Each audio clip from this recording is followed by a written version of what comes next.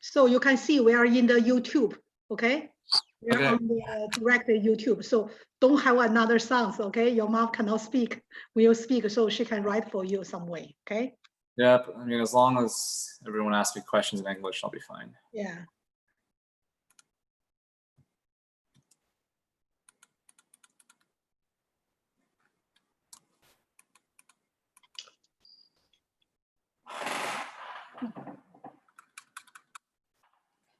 Jesus Christ.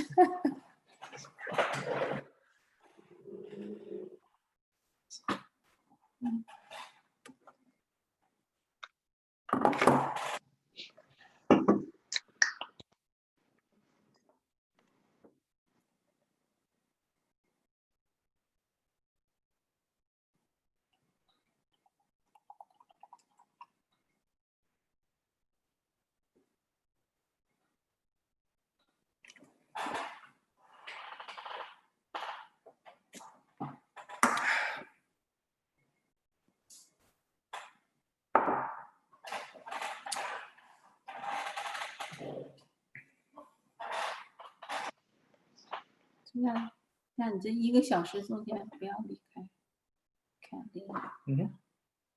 还有3分钟。那我走了。Yeah, sure. Good luck. Yeah. Someone is going to tell me when we start, right? It's 8 o'clock. Mm-hmm.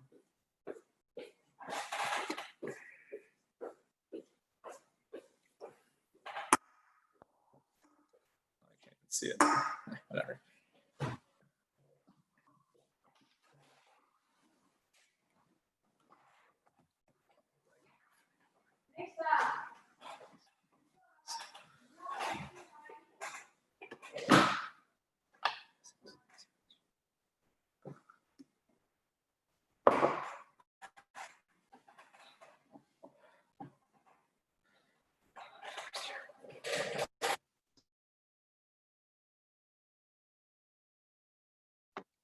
So there is some people still get into the Zoom.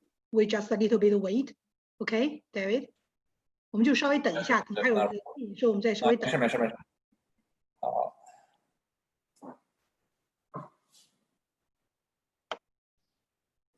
你会要 introduce me 吧？Whatever.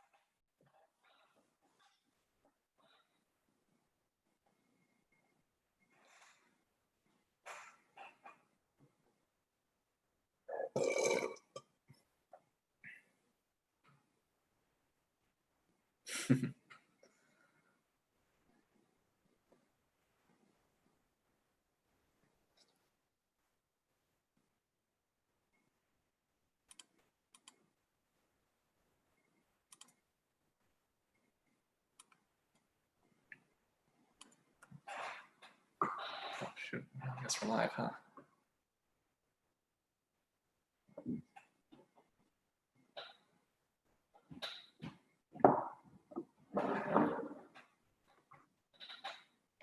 OK，那个阿里斯，我们现在可以开始，你可以开始录音了，因为我们现在正好8点钟嘛，好吧？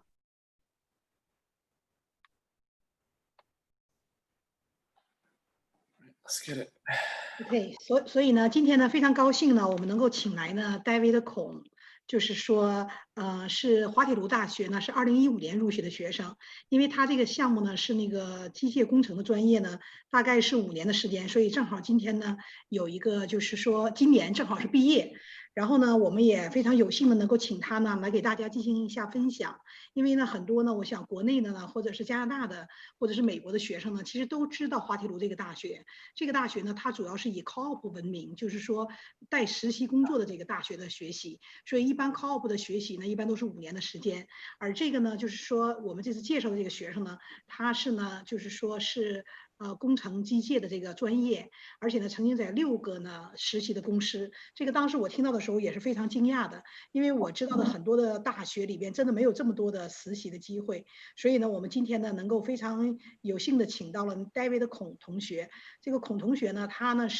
也是我们华人的佼佼者，我们也希望呢通过呢他今天给大家分享这个节目呢，让大家呢能够对他就是有一个了解，另外呢也了解呢大学里边就是如何来应对，包括从初高中的时候呢学习学生时代他是如何来完成他走到今天这一步，包括他现在呢已经在西门子公司呢已经开始就是说夏天的工作，然后正式工作，所以呢我们呢现在把这个时间那个权利呢交给那个孔同学，而且呢让他呢也给大家先做一个简单的介绍，我希望呢现在呢交给这个 David 好吧。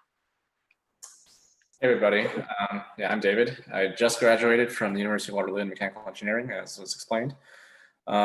So I was given a list of questions. I'll go through them in roughly the order they're given to me. Some things I'll have to discuss earlier than others, but it should all come together in the end. If you have questions, please give them to me in English. I can't actually read Chinese, which is kind of embarrassing. But yeah, so if you have questions, give them to me in Chinese, and please wait until I'm done with the speech I have ready, because your question might get answered in there, and I really hate having to explain myself twice. So going off the order of what I have, so starting in high school, IB or AP. So I'm going to say first that doing AP makes first year a lot easier. Now, first year is typically what they use to, I guess, weed out the bad students. It's how it works. And so doing AP gives you a pretty big leg up on them, because a lot of the stuff I talk about in first year is just review from AP. Now, one really big factor, if your high school offers a pre-AP course, please do it. Like, if you don't just go straight into AP, because the way that Waterloo admissions works, to my knowledge, is that they consider the AP level course and the U level course the same. They don't distinguish between the two. So whatever mark you have, if the mark that you get in AP is lower than the one that you got in U, that's just working against you. It doesn't help you at all. So when you select courses in grade 11 or grade 12 or whatever, make sure that you can handle AP courses, and make sure that if there is going to be a mark drop, it's going to be very little. If you think that you're going to get a significantly lower grade because you're in AP, don't do it. It's not worth it. Also, don't fast track AP courses either. I know some of you in the audience may really want to do that because, oh, you can get ahead. It's not worth it, because by the time you go to university, if you fast track that AP course, you're going to have forgotten like half the material by then, and it's going to be no use. You're going to have shot yourself in the foot for nothing. IB, I would only recommend doing it if you're targeting international schools, like if you want to go to the States or to Europe or whatever. IB is only good for that. I don't know how Waterloo handles IB admissions. As far as I know, no one in my engineering class was from IB. Whether that's because no one from IB applied, or because the IB applicants had lower grades than normal applicants, I can't say, because I'm not part of admissions. I can't tell you anything with certainty. I'm just telling you what I see. Honestly, if you specifically want to go to Waterloo, don't do IB. It's not worth it. So I actually don't know what the current admission grades are. So actually, when I got in, I barely got in. I was actually on the wait list for Waterloo Mechanical Engineering, and I got in like 2 months after the normal acceptances went out. It's kind of lucky, but that's life sometimes. My high school grades, I had like a low 90s average. I was president of a couple significant clubs. I had a lot of extracurriculars, and initially they didn't even accept me. So 5 years down the line, I can't say how high it's gotten. It's definitely gotten higher, but by how much I can't say. So there is a I guess tier system in some ways. Certain disciplines of engineering have a significantly higher admit average. So like your software engineering, electrical engineering, I think systems is in this group as well. They have like mid high 90 target average. For my group, like it's mechanical, not civil, chemical, more of the like earth sciences with more practical engineerings. Their average is around, I'd say, like low mid 90s plus through extracurriculars. And then I guess less, even if you go even more basic than that, so civil engineering, environmental engineering, geological engineering, that's like high 80s is okay. So that is, I guess, the overall for pre-university things. Actually, one thing I should mention, there is one kid in my class, good friend of mine actually, he came from TOPS, which is some specialist program down in the Toronto District School Board. I don't know what that is, but he is the only person I know that's come from any kind of specialized program. Everyone else I know came from the public school system. They came from AP or university level courses. So again, I need to reiterate, if you want to do IB, good for you. But if you want to go to Waterloo, it's not worth it. You're just going to make your grades lower for barely any benefit. Okay, so next question. Why did I choose my program? To be honest, I didn't choose my program. And originally, I actually applied to mechatronics engineering because back then I wanted to work with robots. But one thing you should be very aware of is that sometimes the schools are overselling the programs. So a few years down into my degree, I was talking with some friends of mine who were in Tron. They told me by the time you're in your third year, you wish you were in one of electrical. You either wish you were in electrical, you either wish you were in software, or you wish you were in mechanical, because their program is too general. You're competing with all three disciplines for the same jobs, but you're worse than them because you don't have the same depth of education. Tron is for someone who wants to do a little bit of everything, but doesn't want to go deep into one thing. And by the time you're in third year, you realize you hate one of them. You hate one of the three topics I'm talking about. You're okay with one of them, and you really like the other one. So you might as well have just gone into the specific program in the first place. Now, that's not to say Tron is bad, but if you know you don't like a certain aspect of a program, don't apply to it. It's not worth it. And I'll come back to this point in a bit. Engineering in general is a very wide field, lots of options. So for example, in my discipline, mechanical engineering, I can go into manufacturing. I'm actually in service, so heavy machinery service. That's what my job is right now, actually. You can go into design, you can go into quality control. You can go, I know some people like work for banks because they need mechanical engineers for some reason. I can't say specifically what those jobs are, but engineering in general is a very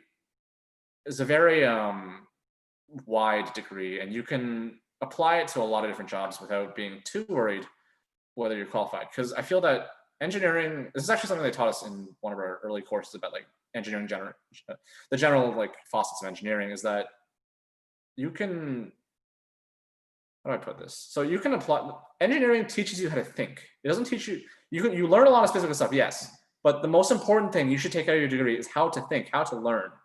Because chances are you're gonna have to do a lot of that once you start an actual job.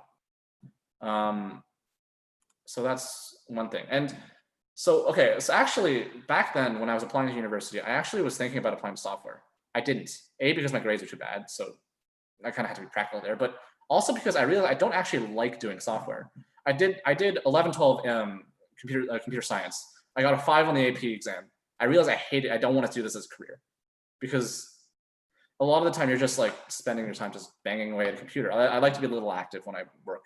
I like to move around and take a look at things, to be able to like hold things and hold parts, hold equipment in my hands and actually work with them. So that's why I actually I wanted Tron initially, but then I went to mech and I was very happy with that. So again, another point, don't be afraid. If you don't get what your initial choice, don't worry about it. Sometimes you might end up liking it. In fact, I honestly I don't regret going into mechanical. I don't regret missing out on Tron. And this is a general point for like for everything really. Sure, I know that like right now the hot topic is computer science, electrical, ECE. So electrical and computer engineering is generally grouped into one thing called ECE. I'm going to refer to it as that from now on. But I know the big money maker, the big hot topic is programming, ECE, software engineering, CS, stuff like that. Really think about it before you go into it. Sure, the money's good. Sure, the benefits might be great. But 20 years down the line, if you hate your life and you hate your job because you went into that, that decision's only on you. So really think about what you're going to study, because what you study is going to dictate what you work in for the next 40 years. That's a lot of time. I'm willing to get a bet that like a lot of you are like 15, 16, 17, 18, like 3 times your current lifetime. That's how long you're going to spend in that field. Make sure you at least can tolerate what you do. You don't have to like it. In fact, I don't particularly like mechanical engineering, my job, but I can tolerate it, and that's the most important thing. Because I know a lot of like Western people, they like to say, oh, do your work in your passions, do what you love. Like, that's bullshit. Don't do that, because chances are, once you spend enough time doing that thing, you're gonna start hating it because it's your job. Like I used to really like this. I wanted to get into design initially. I spent 3 of my, so out of the first, I got my design co-op on my 5th co-op. Every single one before that, I was applying to almost exclusively design jobs. And I didn't get a single one. And so I spent all that time trying to get into design. And then I got into design. And then I was, wait, this is dumb. This is boring. I don't want to do this. So you got to be willing to change your mind. And you got to be willing to like realize that, hey, this isn't so good. And even before then, you got to realize that if you want to get into a field because the money's good, it's very valid. And I know a lot of people who do that, and it's totally fine. But just be sure that you can tolerate the job. If you hate the job, you can't stand it, what are you doing? You're wasting your time. Like you're gonna hate your life like later on, and it's just wasted.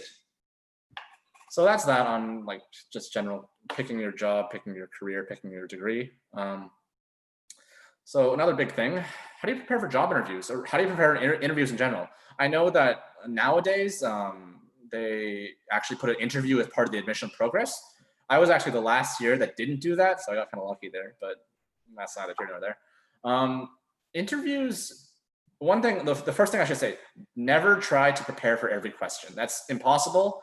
You're gonna just like burn out. You're gonna completely like zone out. It's not worth it. So instead, cover like 3 to 5, like 6, 7. Don't cover too many. Do as many as you're comfortable with, but cover the very likely questions. For example, tell me about yourself. Strengths and weaknesses. Why are you best for this position? Why are you best for this degree? Why are you suited to this?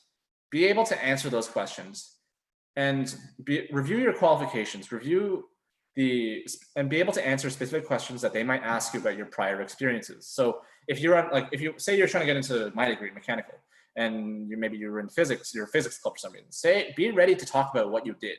Be ready to talk about specifics. So like, I did this, I did that, and how you did it, why you did it, and maybe go into a little bit of thought process or why you enjoyed it. This is really important because that means it shows that you didn't just do it because you just wanted the point on your resume, you wanted the point on your application. You shows that you actually care about what you're doing, and it shows that you actually thought about it, which is really, really important. One of the things you really don't want to do is sound like a robot. Don't memorize I shouldn't say don't memorize, but don't read it out. Like, have a bit of emotion when you talk. And don't sound like a robot, because they hate that. They're just going to assume like, oh, all this kid can do is memorize things. Like, why do I want him? In fact, if I was interviewing with someone, they sounded like, well, I wouldn't hire them. Like, why should I pick you over like all you've shown me is that you can memorize something and you can read a script, versus someone who can actually think, who can actually express what they're saying and make more convincing arguments. Review technical areas. So this is more for interviews than anything. For example, if you're in QA in a plant, so quality assurance, review your material science, because they're going to ask you, they might ask you questions about that. But overall, be ready to think on the fly. Interviews are a really, really good way of seeing if someone can react quickly and calmly to an unexpected situation. Don't be afraid to take a little bit of time to think about your answer. It's actually good, because that means you're not just like reading something that you memorized. You're thinking about your answer. You're giving them something that you spent a little time considering. In terms of how the school offers co-op assistance, they supposedly offer resume reviews and interview practice. No one I know has ever used it because it sucks. The school services, they just suck. Holy crap. So the interview practice, okay, admittedly, I never went to one, but from what I've heard and what I've read, it's pretty bad. Resume stuff, completely ignore it. No one uses the formats that the school gives you anymore. If you want good resumes, ask your seniors. They are a really good source of information. Even not just about interviews, but about like your degree, the school in general. In fact, that's probably why you're asking me. I'm a senior. Hell yeah. They're a really good resource, and make sure you use as many of them as you can. So next question: how do I get 6 co-ops? It's required. Well, kind of. So the way that Waterloo Engineering works is that you have 6 co-op terms that you have to do.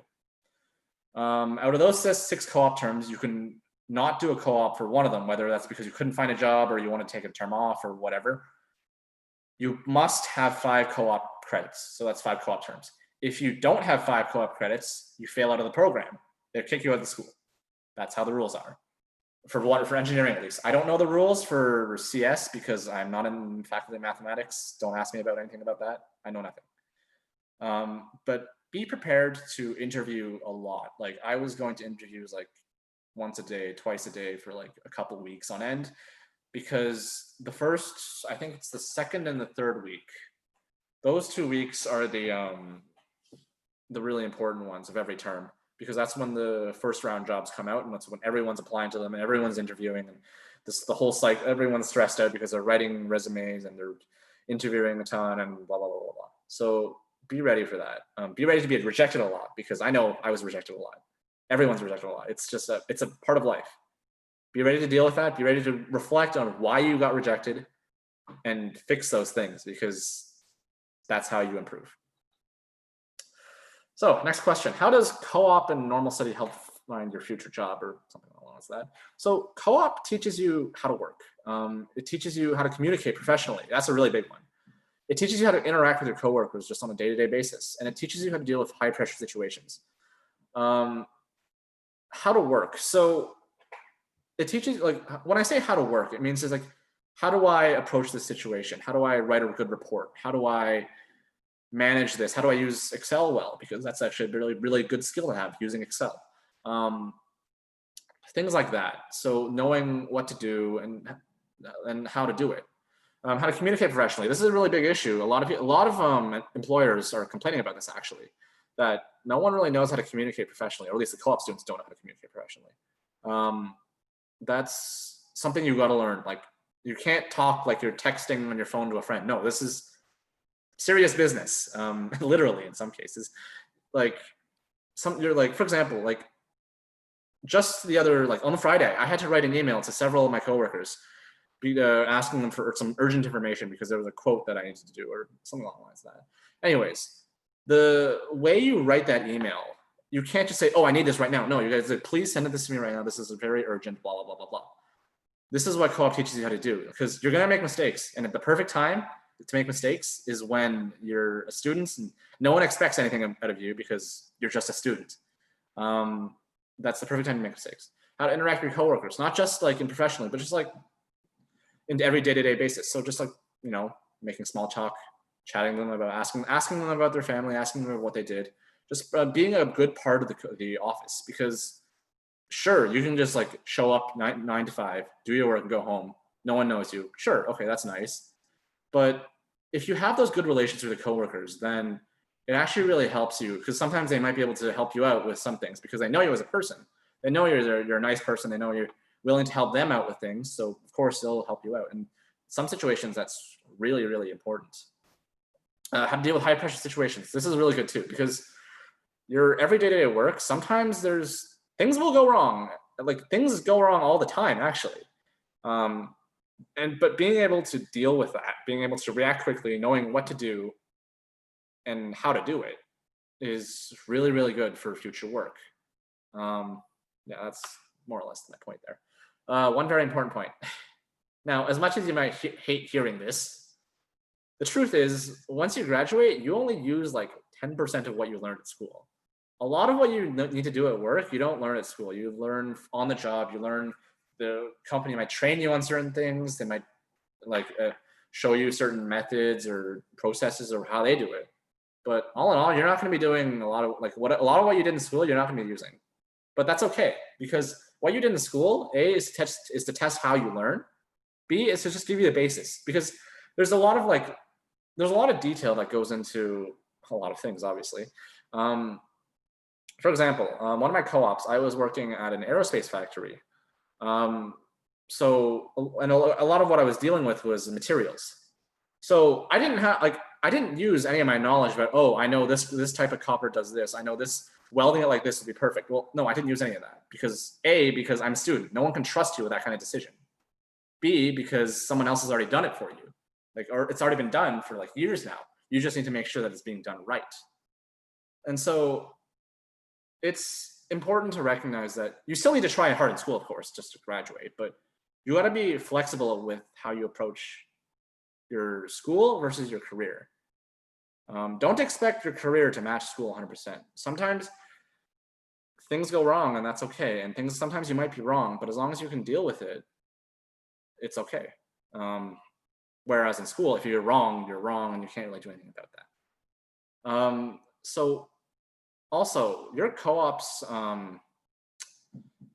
don't confine yourself to a single area. As long as you can show that you're willing to learn and you're willing to transition, you can do whatever you want. Like my co-ops went from, my first four-ish were manufacturing, where I was doing like process work. So building out the processes for this part to be made, or for this process to happen, or making sure that this is going right. So I did 4 co-ops like that. My 5th co-op, I finally got that design job I wanted. How I do that is by selling myself, showing that I'm really adaptable to learn.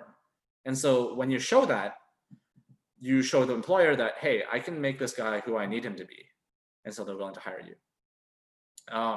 However, your co-ops do kind of push you in a certain direction. It's hard. It was hard for me, actually, to get out of manufacturing and design, but it's doable. It doesn't confine you to a single area, but do co-ops in fields that you're interested in. The first couple co-ops, sure, you might have to take a job that you don't like, because those first 2 co-ops are always really, really hard to find. But if you do, make sure, the whole point of co-op really is to give you a sample of what a certain field is like.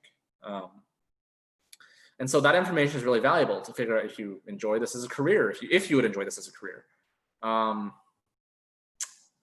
And if you find out that you don't like it, well, perfect. Well, that's just a co-op. It's only 4 months of your life. You can go back to school and finish that term, and then find a different co-op in a different field if you realize that, hey, I don't like my first field. So the benefits of Waterloo Co-op in that case are just the work experience, of course, learning everything I talked about earlier. Getting that work experience is a huge advantage in the current job market, because if you look at U of T, look at McMaster, look at Queen's, look at McGill, whatever, look at all the other universities, those graduates don't have as much experience as you do. You'll have effectively 2 years of experience. They have maybe 1 at most, maybe 16 months if you're from U of T, but you have a huge advantage in that field. And so even if you don't go to Waterloo, even if you go to school, try to do co-ops in your summer terms, because the bar has been raised. Because you're competing with Waterloo graduates. They already have that experience on you. If you try to compete against them, chances are they're going to get picked first. So in your summers, in your time off, do co-ops, do internships, do what you need to do to make yourself competitive, because it's only going to get worse from here. Like other people are like right now, even in other schools, people are doing co-ops in their summer terms. They're trying to find jobs wherever they can in their relevant degrees or in their fields. And so every year, this bar is just going higher and higher and higher.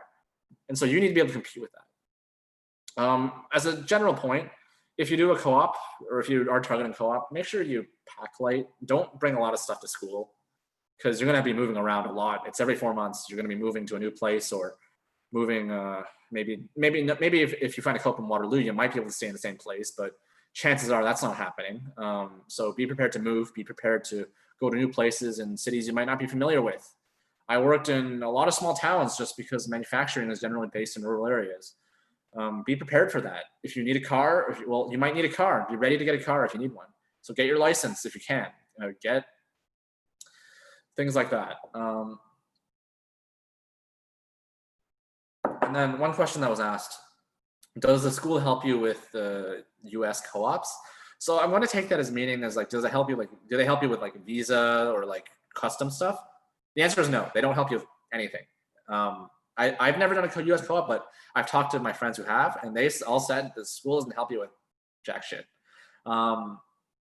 The companies that hire you, they will help you with that stuff because they're the ones that are going to sponsor your visas and everything. So don't worry about it on the school end, worry about that on the company end. All right, next question. Whether it's better to do post-grad or to go straight to work. This is a personal decision. I can't tell you what is better or worse. A lot of it will depend on the job market. Like I'm graduating into a really, really bad job market because of this whole COVID business shutting down everything. And so I'm actually really lucky that I got a job with Siemens.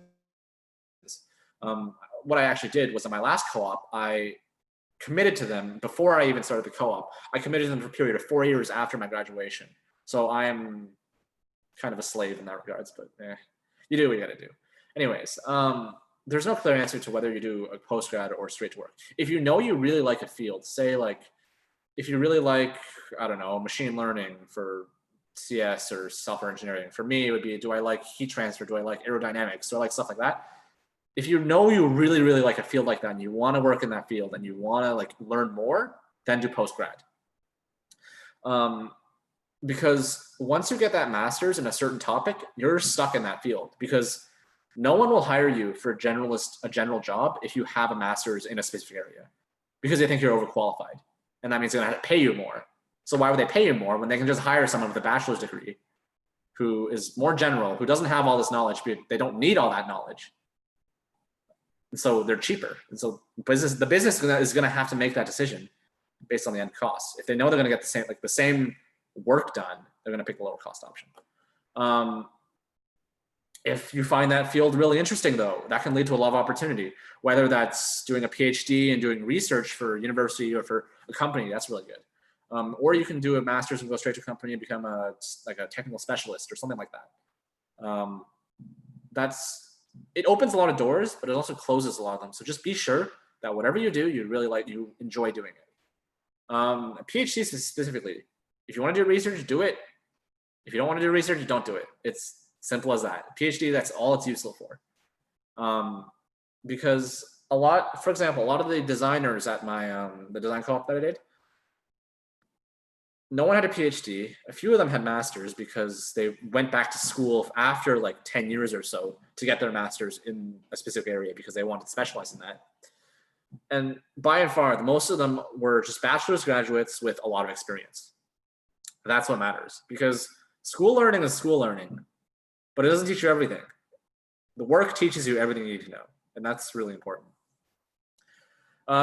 So in terms of it, so I talked about admission scores and GPA stuff. So to get in one thing I should mention for co-op, if you want to enter a co-op program at Waterloo, for engineering, there's only co-op. There is no co-op option. You must have co-op. For other departments such as science, math, they do have co-op and non-co-op options. And obviously the co-op options have higher averages because that's the option that the school acknowledges that you're doing a co-op and they'll give you some resources. And your degree is structured around having those co-ops. And so, yeah, they would obviously have higher admission averages. One question that was mentioned, is it possible to transfer from faculty of math to CS? So again, I'm not in math. I can't really answer that question. I will say from what I've read and what I've heard, don't count on it. It's incredibly competitive. It's entirely dependent on how many students leave the program after first year. So you're just leaving it to luck at that point. And even then you're competing against like 50 other people who have the same idea as you. So you either have to be really good or really lucky. And chances are, like, I don't know how many people are listening in on this right now, but if you have that idea that, oh, I'm just gonna go into math regular and then transfer into CS co-op, no, don't, bad idea, don't.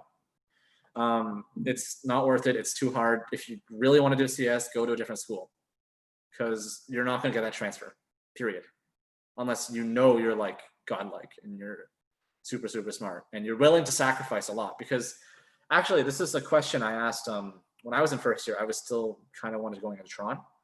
So I asked the school about what the average was. So it was, you must have like a 95 plus average out of first year for them to even consider you to transfer from mechanical to mechatronics.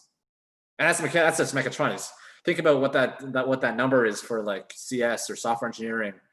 It would be even higher. So don't count on it at all, please.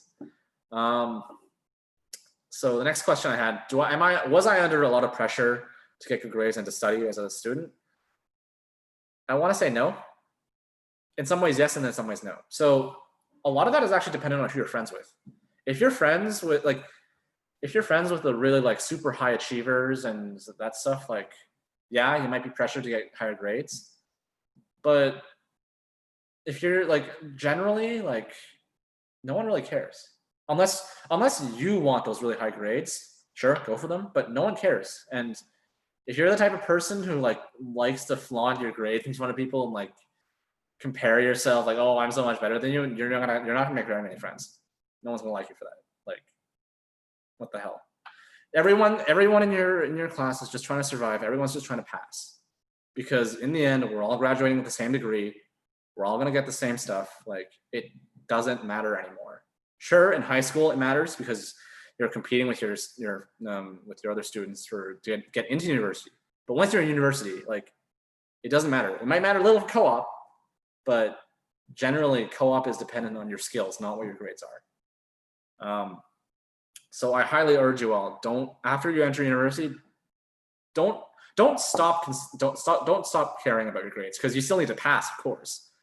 But don't get so hung up if you only score like a 70% on a course, or you score like a 65. Like, it's not the end of the world. In fact, it's really good that if you fail once or twice, like, well, not fail a course per se, but like, don't get to your expectations, because it teaches you resilience.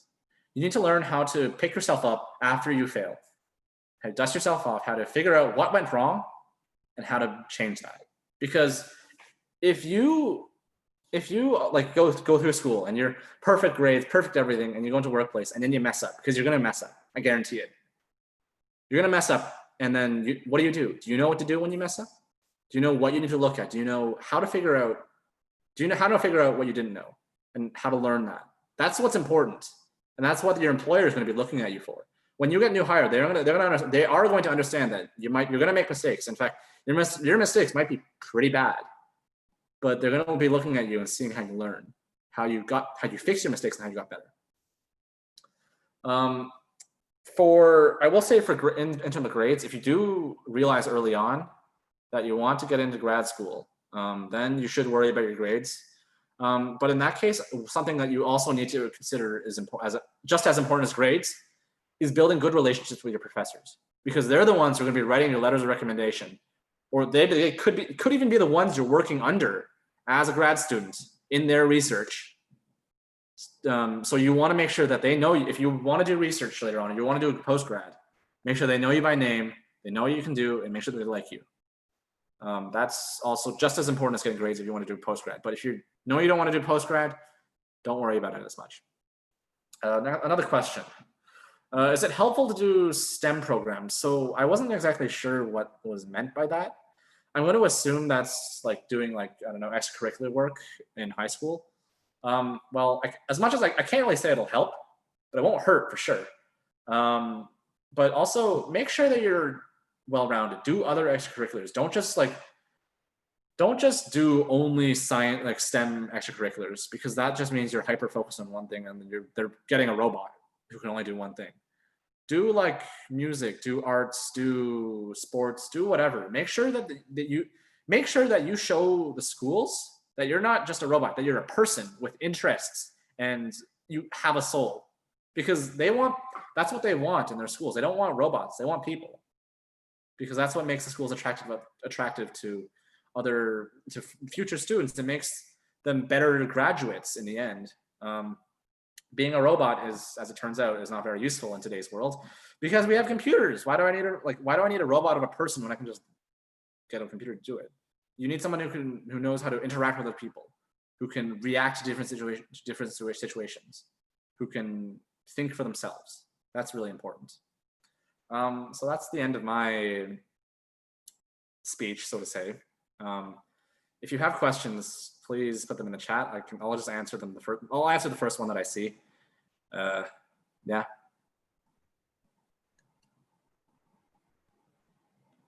I assume there is a chat, right? I hope I'm not talking out of my ass here. Yeah.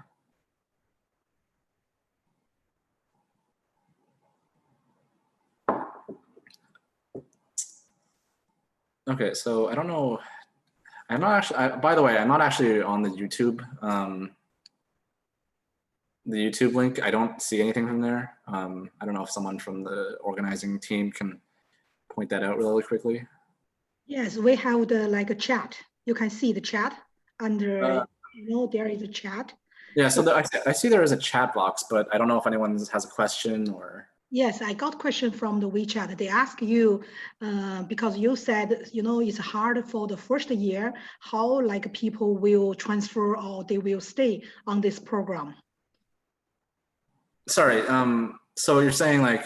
So like first year in your program, how many students they cannot complete, so they transfer to other. Okay. So there's a bit of mix of people who fail out and people who transfer out. So from my first year, we lost about a third of our class. We were, I think, 130-ish people starting out.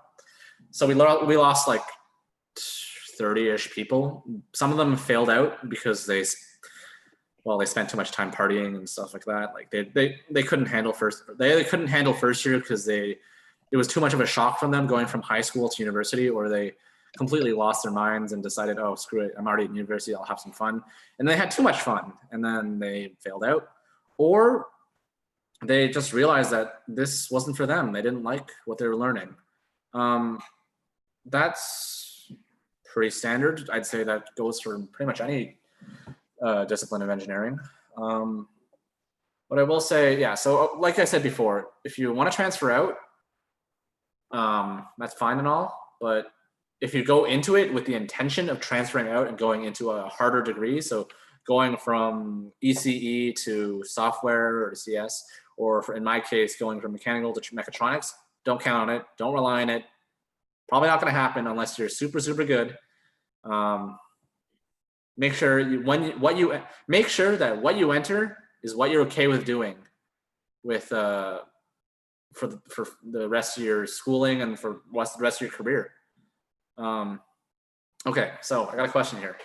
Lots of pressure and stressful studying in Waterloo. So there's going to be stress. I think I answered this earlier, but I guess I'll reiterate what I said before. So there's always going to be pressure. There's always going to be stress because midterms and finals and assignments are really, really stressful. But a lot of the dealing with that is not just yourself. A lot of it's your friends too, because they're the people who are going to support you through the next 4 years for the rest of your degree. So make sure you make good friends. Make sure you use all the resources presented to you, because like this, I think Waterloo is actually fairly good for this. But in first year, they actually have a specific department set up for first years to help them out with their courses to make sure that they transition well from high school to university. I think that's actually pretty good. So there is pressure, of course, but how you deal with it, there's a lot of resources. If you're feeling stressed out, talk to people. Don't just like cocoon yourself in and start feeling super sad and whatnot, because it's not gonna help you. Talk to people. That's the most important thing. Make sure your friends are supportive. Make sure they're not trying to like put you down. Oh, you got a bad grade on this quiz. Ha ha ha ha. No. If your friends like someone like that, and they're serious about what they're saying, like don't stop talking to them. It's not good for your mental health. It's not good for it's not good for you as a person to be friends with them, because you need friends who are willing to support you. Like a lot of, like, I probably wouldn't have graduated without the help of some of my friends. Like they were there for me when I needed help on certain courses. They were there for me when I was feeling stressed out or just bummed out in general. Like this is super important. So when you go to school, yes, you're gonna feel pressure. But make sure you have a good friend group. And I think in terms of stress, it also depends on the degree. So in my degree in mechanical engineering, we're all fairly relaxed people. Like we all get along with each other. Sure, I'm not friends with everyone, but if I need some help with something, I know for a fact that most people will do that for me.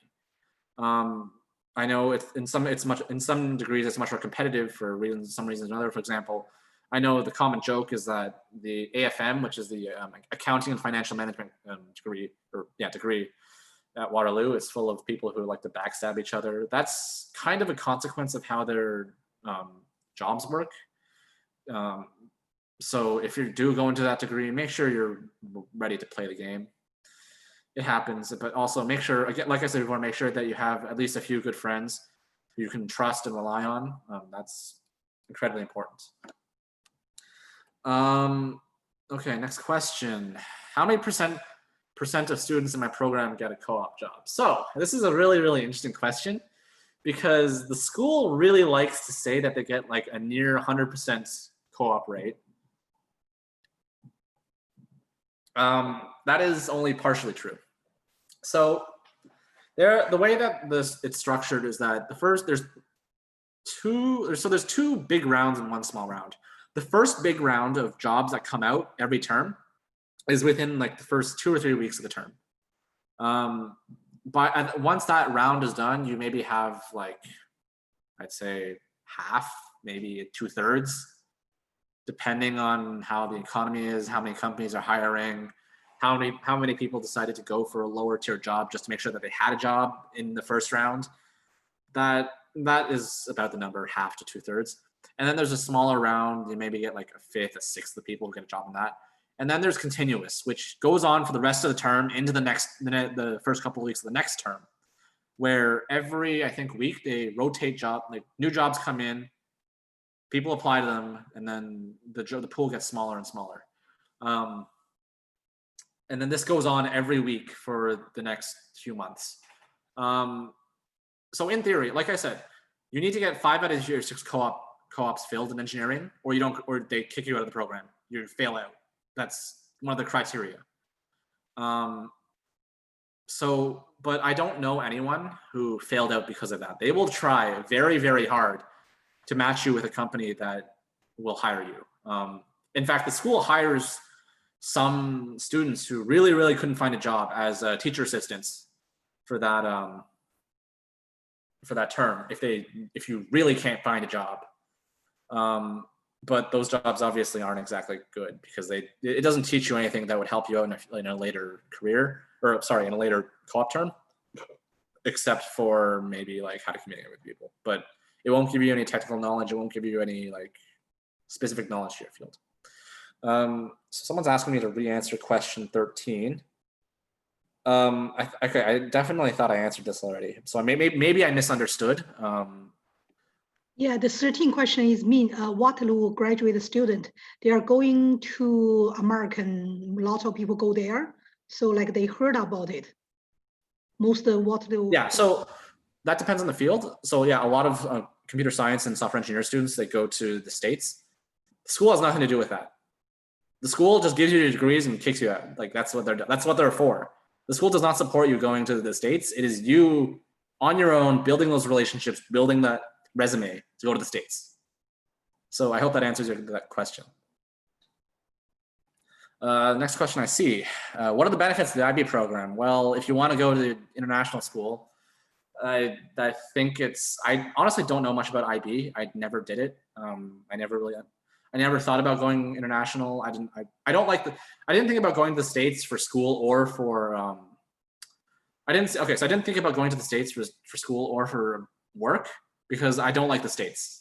It's a personal thing. It's a political thing really, but that's what actually caused me to want to stay within Canada, and well, here I am. Okay, so the benefits of the IB program, well, as far as I know, I can't really comment on it. it helps you out with international stuff.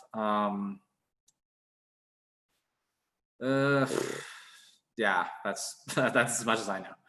How do I see the job market of mechanical engineering? Well, mechanical engineering, I will say, is a very stable market, because you're always going to need them. Like, in any like manufacturing type job, you need mechanical engineers. They know what they're doing. And so construction, there's a lot of mechanical engineers there. Someone's always going to have to build something physically, and that someone is, well, us, mechanical engineers. We build machines, we build parts, we build vehicles, we build stuff like that. That's our job. You're always going to be needed. However, there's always ups and downs. Like right now, we're in the middle of a really bad down because of COVID. So yes, you're like, I know for a fact I don't get paid as well as my friends in software or in software or in CS or whatever. But I know my job is stable. I know it pays decently well.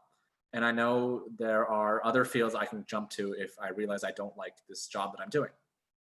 So that's the big benefit of mechanical engineering. It's very broad. You don't have to worry about doing your degree and then finding out you hate your job.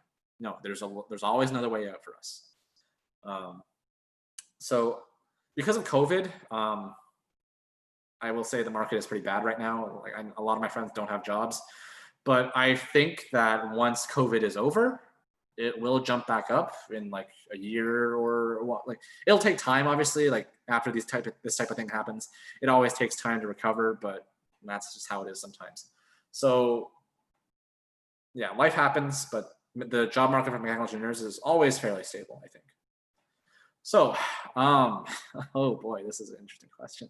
WeChat group asks, how many % will get job offer after my program? So okay, I'll fix the grammar. How many people? What percentage of the people in my program get job offers? And which major is easiest to get a job with high pay? Oh, so the first question I can answer pretty easily. I think maybe like half of us have job offers. A lot of it, this is really due to COVID.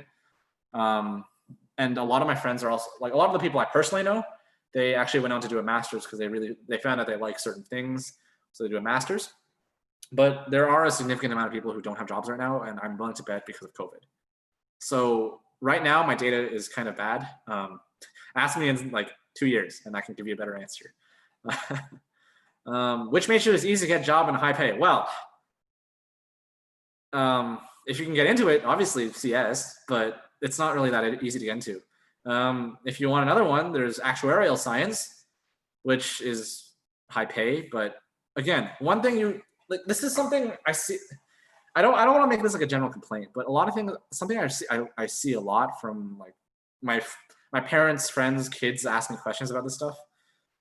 Like all they think about is the money coming out of graduation and how easy it is to get a job. Okay, sure. That's obviously really important. Of course, you need to get paid. You need to pay your bills. You need to start building your life. But you want to make sure that you actually at least kind of enjoy what you're doing. Like you don't have to completely like it, of course.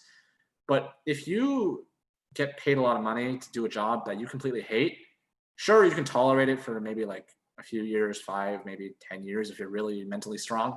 But after a while, it's really going to start like weighing on your mind. It's really going to start grinding down at you. And this is long-term, this will affect your happiness. And like, that's what we're all really after, right? Like sure, money is good, but it doesn't buy you everything in life. So like there are many degrees out there that can get you high-paying jobs right off the bat, but consider what you like doing as well.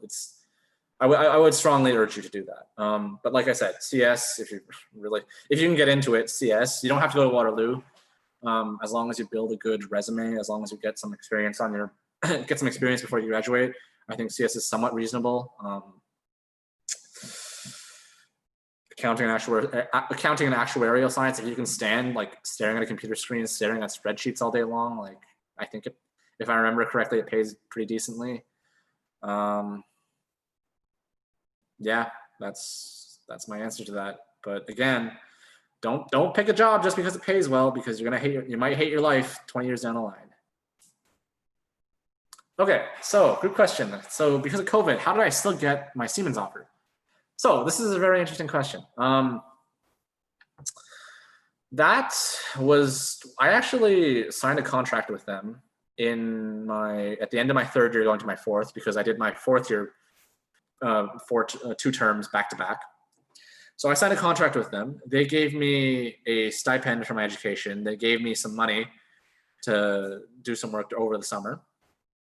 In exchange, I signed a contract with them that I would work for them in whatever job they gave me. It has to be reasonable, of course, but they would hire me to work a job for 4 years, and I have to stay there for 4 years or I get penalized.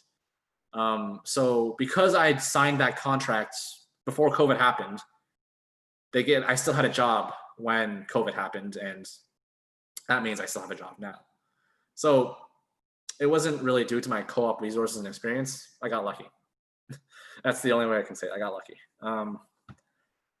Of course, getting that Siemens offer in the first place, that was through resource and experience.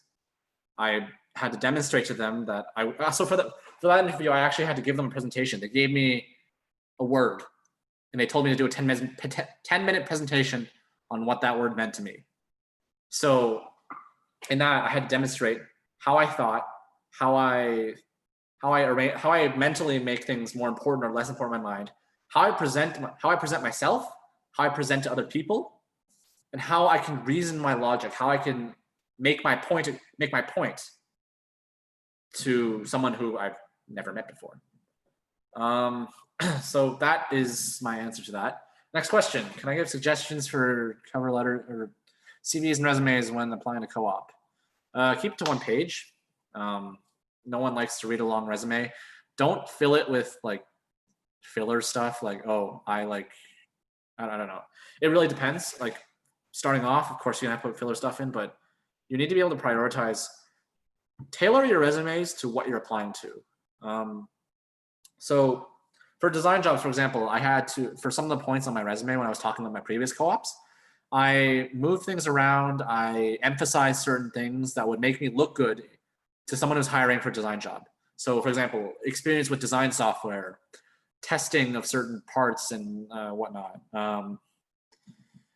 Things like that. Make sure you talk about what they want to hear. Don't fill it with stuff they don't care about, or they might not find as important, because they're going to look at it and they're going to throw your resume out because, well, this guy doesn't show us that he's what we want to hire. So why should I consider him or her? That's what's important. So in the case where your mark is not exceptionally good, what is your strategy to convince the employer you are the right person for the job? Experience. Show them what you do. Make sure you have side projects. That's something I should have mentioned actually. Do side projects because it shows off your skills. If your marks aren't good, that's okay. But make sure that you can show the employer that you know what you're doing. You're not just like barely cruising by, you barely understand anything in classes, et cetera, et cetera, et cetera. That you know what you're doing. If you show them like, I designed this like small tool for myself when I'm doing this thing, or I made this case and I can argue with this, and this. Show them that you're doing something, and show them your skills. Because sure, they might not. Some employers like they don't even look at marks at all. They just look at what you've done. Especially like later on, because certain things. Oh shoot, I kind of lost my point. But anyways, yeah, show off your skills. Emphasize your skills. That's what's important. Okay, next question. Sorry, let me just take a drink.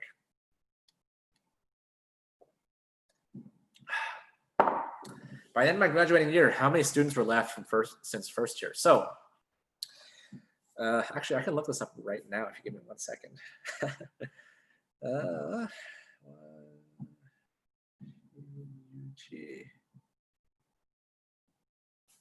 I can, if you give me like 30 seconds, I'm just logging on to the tracker thing. Okay, so in first year, we started with somewhere between like 100. It was technically 217, but the way that they structure it, it's actually half of that. So but the numbers were a little weird. It's hard to explain. So we're about like 120, 130 people starting. by the end, or at least by the end that I know, because they don't actually show you the number of people they don't actually show you the number of people in your class in 4th year. They show it up to the end of 3rd year. There were 79 of us at the end. Well, by the end of 3rd year. They don't usually fail you once you're in 4th year, because you've already suffered through 4 years of this. They're not going to fail you at the very end unless you really try to fail. But then that's your fault. So don't come crying to them if that happens. So yeah, that's the numbers. Weak chat question: does the GPA really matter to find a job or co-op? Your first job, or your first. Sorry, I need to clarify here. When you say your GPA really matters to find a job or co-op, do you mean to find your co-op job or to find your first job coming out of graduation? Because the answer changes slightly. So actually, I'll just answer both. Your first co-op job, a lot of it is not based on your grades, because chances are you don't have any relevant experience on your resume in first year. So a lot of it is based on your marks, but if you can use any of your previous experiences, then use them as much as you can. Don't overinflate them, but sometimes you gotta make it sound a little better than it actually was. Everyone does it. Just if they ask you about it, just be ready to talk about it and make it sound good. That's really important. A lot of interviewing is actually making things sound better than they actually were. But then coming out of school, co-op helps tremendously with finding your first job out of school. There is still a little bit of basis on your grades as well. But if you have co-op experience, it matters a lot less than if you came out with no experience. So keep that in mind when applying to jobs when you graduate. Did I live in Montreal before? No, I have not. Okay, next question. How many girls to boys ratio in my major in Waterloo? Oh boy. In my class, there's 15, 20 girls, where there's 80 of us here. So you do the math. Not exactly good. Certain disciplines are a lot better. I think chemical is 50-50. I think that's the best one. Maybe environmental is a little better than that. I'm not sure. But engineering is a lot of guys, so be ready for that. Honestly, though, I will say you won't have, if you go to Waterloo at least, you won't have time to go dating, or at least, you might. I know some of my friends did, but many of us didn't. I know I didn't start dating until 4th year, just because up until then there's just no time. There is a lot of pressure just to get things done. You got a lot of projects thrown at you. You got a lot of stuff to do, and yeah. And I think it's entirely up to you if you want to date. I think it's entirely possible too. You don't have to worry too much, as long as you know how to budget your time out. Because time management is the single most important skill that you can have in university. Knowing how to balance school with co-op, with personal life, and having fun, because you gotta have some fun when you're in university. It's the best 4 years of your life. I'll tell you that right now. Make sure you have some fun. If you don't have any, it's the single greatest opportunity you'll have to be free from any responsibilities, really, apart from just passing class.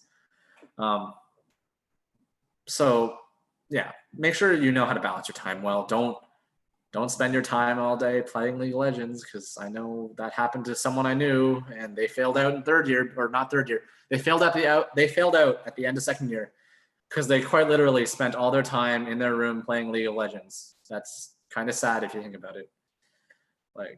Just make sure that make sure you do the work to pass, because that's what's important.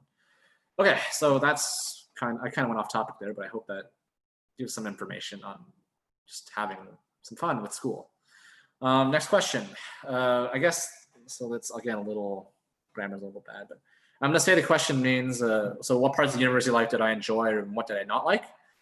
So university life, it is the first time you are an adult, and you are free to do as you see fit with very minimal responsibilities. Apart from passing class, showing up to class most of the time, passing class and getting co-ops if you're in Waterloo, or just other things. That's it. Once you get all that stuff done, how you want to spend your time is up to you. Go party, go play games. Like, it's whatever you want to do. Just make sure you enjoy it, right? And honestly, like, that's what I'm gonna miss the most, just the freedom to do what I want to do. Like, work is 9 to 5. Like, wake up at 9 a.m. or wake up at like 8:30, 7 a.m. Go home at 5, make dinner, do some stuff, go to sleep, rinse and repeat for the next 40 years. That's how it is. But that's how life is, really. So you got to make the best of your time when you're in university. Just have some fun with it. And is there anything else I want to add to that?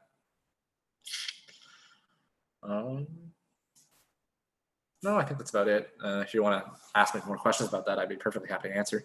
But then what am I not happy with? Well, I obviously wish that I had less homework and I had less assignments. And, well, it's obviously expensive as all hell. Some of your profs will suck. That's, again, part of life. Like, sometimes their accents, you can barely understand their accents. Sometimes they straight up can't teach. Funny story about that, actually. My class got one of our professors fired because he was so bad. Thankfully, it was for a course that didn't really matter. It was for like some engineering ethics stuff, but it was so bad. And he actually, because we all write every term, they ask you to write reviews for your professors. So the day before that review stuff happened, he actually asked us, like, hey guys, so my review's coming up, and my contract's running at the end of the year, so I'd be really appreciated if you gave me some good reviews. And then I don't think a single person in my class gave him a good review because he was just god awful.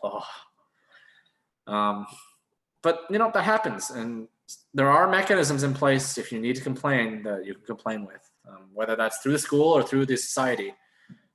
Your engineering society, which is basically your student council, but within your department. There are avenues to complain. So the next question then. Oh, okay, sorry, I actually missed the one before. What do I like and dislike about Waterloo? So Waterloo is fairly nice. What I like about the place, well, there's a lot of good beer. Like, I'm drinking the beer right now. There's a lot of good craft breweries there if you start drinking. Actually, I will say in engineering, kind of off the topic, like, there's a very strong drinking culture in engineering. There's you can go to a lot of parties, and there's a lot of like events that happen. That's kind of how it is. Again, have some fun with it. Waterloo, the town, is actually fairly nice. It's not too big, so you're not like, it's not super busy. It's kind of quiet, actually. The food is a little limited. Like, you'll find Chinese restaurants, you'll find Middle Eastern. You'll probably find the food that you want. That's that. What else is there to like about Waterloo? There's a really big park just south of the university. So if you want to, just south of the university, if you like nature and stuff like that, and that leads to uptown with a lot of shopping and, yeah, it's just like the center of life. There's a few clubs if you're get into that kind of stuff. I know I never did. What do I dislike about Waterloo then? It's kind of far from Toronto. So if there's stuff happening in Toronto, that's a 1.5 hour drive just to get there, and another 1.5 hour drive back. So that happens. The landlords there are not very good. A lot of them are like, they'll try to scam you out of your money in one way or another. So you gotta really be like on your toes about that. The school is expensive. Food on campus is really bad. There's a food plaza right next to the school that has much better food. Oh, on that note, actually, in first year is gonna try to sell you a meal plan. Like, in some ways, yes, you should get it, but I'll tell you right now, the food's not that great. So consider that when they ask you to, if you're going into residence, if they ask you to buy a meal plan. But on the flip side, it saves you a lot of time having to walk to that plaza to get food. Food's all on campus in that case, so it's pretty convenient at least. I don't know if there's anything particular you want to ask me if I like or dislike about Waterloo, so feel free to ask me about that. That's what comes to the top of my head, off the top of my head immediately. So, and then one thing I should add: they recently added a light rail system, so it's actually really easy now to get from the school to Uptown, which is where all the shops and a lot of the food and just the, I guess, cultural center of the city is. So that's really convenient for you guys. It only showed up in my last year, so I got kind of screwed there. So yeah. Okay, other than Waterloo, what school do I recommend for mechanical engineering? Kind of hard to say because I've never been to them. U of T I heard is good. Queens I heard is okay. Actually, I was supposed to go to Queens initially, but then I got accepted to Waterloo. So when I was waitlisted to Waterloo. So that's that. I don't know how good McMaster is, to be honest. If you have, yeah, that's all I can really say. Try to get into, okay, if you can't get into Waterloo or U of T, go for like Queens, McMaster, maybe Western, I don't know. And then from there, it doesn't really matter at that point. Okay, so next question. What do I want to say to a high school student as a graduate? Study your ass off, because you want to make sure you have as many options as you can get from going from high school to university. Pick your degree based on what you're kind of interested in. Don't pick it entirely based on what job and what pay you're going to get, because that's the easy recipe to make yourself hate your degree and hate your career and hate your life because you picked you picked something that you don't like doing. So that's really important. Don't let anyone tell you that, hey, you should do this because it pays a lot. No, do something because it pays okay and you kind of like the job. That's really important too. And also, don't work in your passions, because once you turn your passion into work, you're going to start hating your passion. And then what do? You don't like anything at all. Then what? Then you're living a very sad life. So yeah. But then, yeah, like I said before, once you're in university, have some fun with it. Don't spend all your time studying. Do enough to get by. Do enough if you want to go to grad school, then yes, maybe start putting a lot more time into studying, but just make sure you have some fun with life before you have to go on to the workplace or you have to go on to grad studies, because that stuff gets more busy. What do I think about biomedical engineering? Oh boy. So I don't think biomedical engineering is very good at all. It's way too focused, in my opinion, to find like my opinion of this is is similar to my opinion of nanotechnology. It's too focused on one thing to be very useful. So if you can't find a job in biomedical, you're screwed, because that's all you're good for. And even then, a lot of the biomedical jobs, they're like with smaller companies who are just trying to build this, like just startup companies who are just trying to build a single product. So you're not guaranteed job safety. You're not guaranteed any of that kind of stuff. It's better to do a more general degree at first and then specialize later on. A, because you can always use that general degree to do a more general job. B, because that way you find out if you actually like that, right? Like that's what's important to do, to figure out, do you actually like what you're doing? At least somewhat, at least. Okay. Oh boy. Next question. What would you say is a safe mark coming out of high school for competitive programs generally? I have no idea, dude. I cannot answer that question. Safe mark, 100%, easy. Just do your best. That's all I can say. If you want a certain program, then if you really want it, you will spend the time you need to spend to make sure you get the best grade that you can possibly get. If you can't get that grade, then you got to accept that you're just not good enough. Like, I know that sounds really harsh, but if you can't get the grade, like if you spend all the time in the world, like as much effort as you can to get a good grade to get into a specific program that you want, and you don't get it, then that's life, right? You got to learn how to accept failure, but also learn how to take failure and turn it into something that is good. Say you don't get Waterloo CS. Okay, that sucks. But hey, if I go to U of T CS or if I go to some other CS program, you can, if you play your cards right, if you spend the right amount of time studying, doing co-ops, trying to find your internships, you can do the same job as any Waterloo graduate. That's something that I fairly strongly believe it. As long as you spend the same amount of time to make yourself equal to them, you'll be fine. Okay, do I have any information or tips about the science and aviation program? I know nothing about that program. I know it's really, I wish I shouldn't say that. I know one person who's in that program. I don't know them very well, but they're very busy because if I remember correctly, they have to spend a lot of time. They have to spend a lot of time getting their like flight hours in, and the nearest airport in Waterloo is like 40 minutes from campus, and you need to drive there. So again, make sure you get your license actually if you're going to that program, because you need to be able to drive to the airport to get your flight hours in. Okay. So can I join the military as a co-op? I would not sure why you would want to. I know the Department of Defense does hire some co-ops for like data processing and stuff.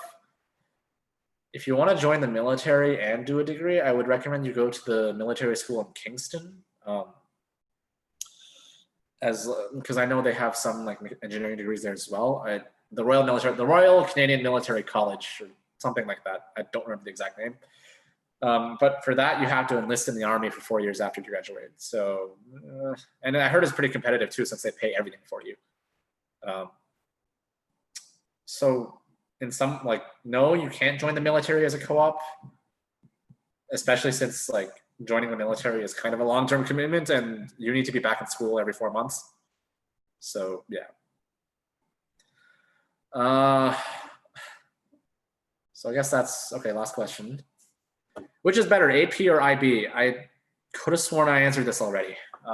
Actually, I know I answered this already. So if the organizer, if someone wants to ask one more question, like I don't mind answering that because I know I've answered this question. AP is better if you want to stay in Canada. IB is better if you want to leave Canada. Yeah, that's it. Because IB is harder. It lets you go overseas. And so because it's harder, you're not going to have the same grades. And thus you're kind of screwing yourself if you want to go into Canadian university. Waterloo admissions, they don't distinguish between AP and U. They see your grade as the same, grade 12 subjects, like grade 12 English, AP or U, it's the same, they just look at your grade, because that's what they use to calculate your average. So yeah, I'm okay with answering one more question since that was a repeat of what I said before. OK，因为呢，今天呢，我觉得呢，已经超出了时间，其实我们是1个小时，但是今天已经多出了15分钟。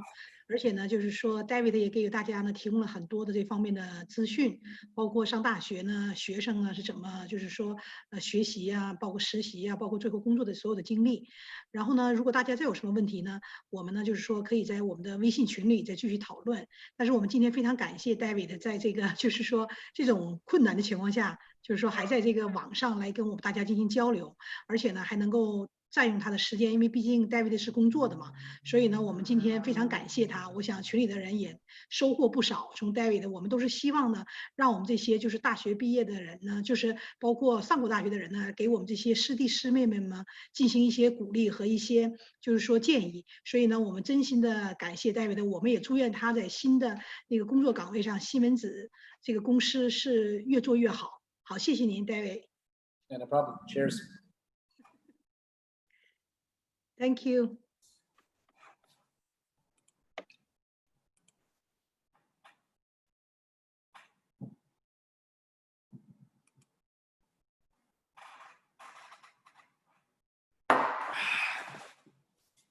Oh, what the heck? Am I not disconnected?